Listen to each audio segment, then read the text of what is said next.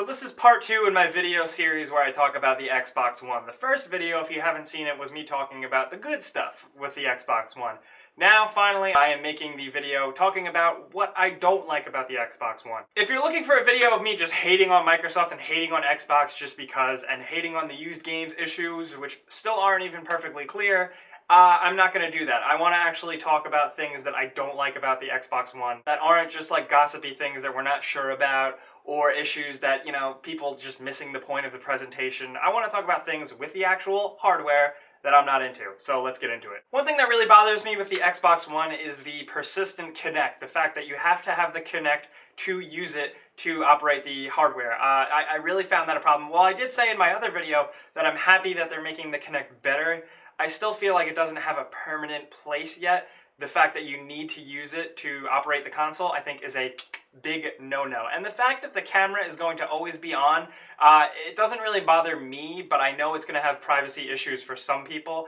And I understand that. Well, my life is an open book. I'm on camera. But some people have privacy issues, and they think, like, the man's going to be looking at them through the Kinect sensor, so I can see why that's a problem, and I think it's going to become a bigger issue as the console comes closer to release. I am really hopeful, though, that, like, although there is more Kinect, I'm hoping that they don't push developers to use it as hard, because nobody can really find a good reason to use Kinect for games. At least that's how I feel. So here's hoping.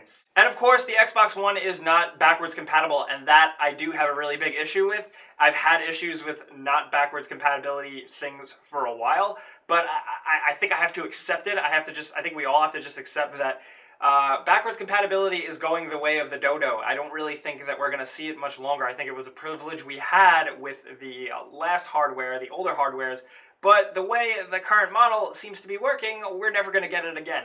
And yeah, it totally sucks. I really would have loved to play my 360 game. I have a lot of 360 games. I would really love to play them on my Xbox One, but I can't. And the Xbox 360 is already a big honkin' machine, so I don't have a lot of room on my shelf for both, and that sucks. And it's not like 360 games are irrelevant by any means. There's still really good games coming out. There are still games that feel fresh, that feel new, that would fit perfectly on Xbox One, but nope, sorry.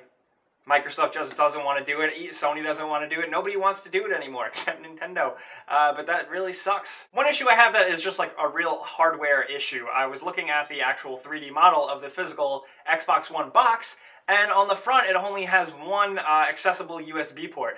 That sucks. Granted, we're not going to be plugging much into this now with the rise of Bluetooth, but I still would have liked to have more than one USB port. Is that niggling? Maybe, but I think that could pose a problem in the long run. A big problem with me is the lack of indie support. I really liked some of the indie games and Xbox Live Arcade games that were published on the Xbox 360, and there doesn't really seem to be a lot of indie support from Microsoft now.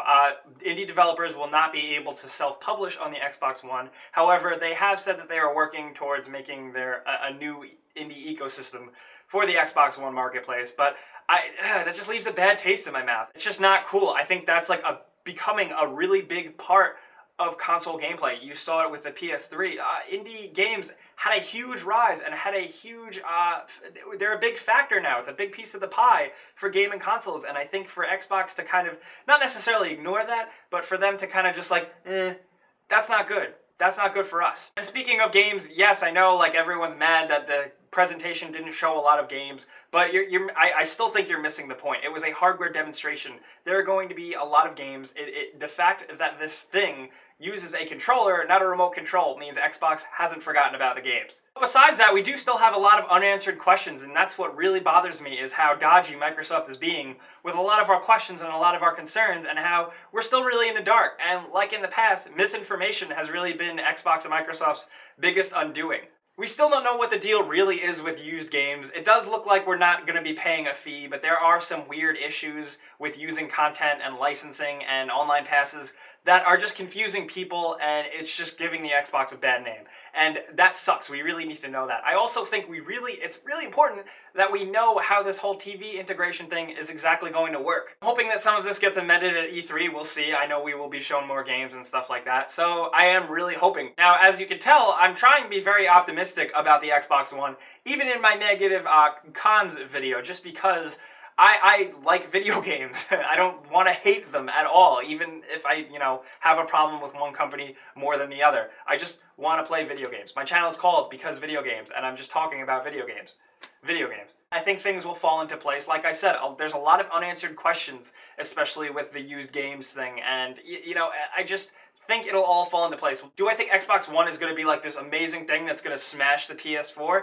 I don't know. I don't think so. I think it'll still be pretty neck and neck, but we'll see. So this video is very painful for me to make because I do like being positive about things. But like I've said, the Xbox One does have its fair share of problems. I will actually say it has more problems than the PS4. So time will tell. But of course, guys, actually last video I was overwhelmed by the comments and discussions you had over the first Xbox video. So please, let's do it again. Let's talk more. Let me know what you guys think about the Xbox One again, and let me know the bad things. Like, what do you really not like about this from a logical standpoint? Not just, oh, it's just for TV, or, oh, they forgot about the games. They didn't. Tell me other things that you're not happy about with the Xbox One. Let's get it going, all right? So as always, guys, I'm Jake Baldino. You can like me on Facebook, yell at me on Twitter, tell me what your mom said about me last night, and subscribe because video games.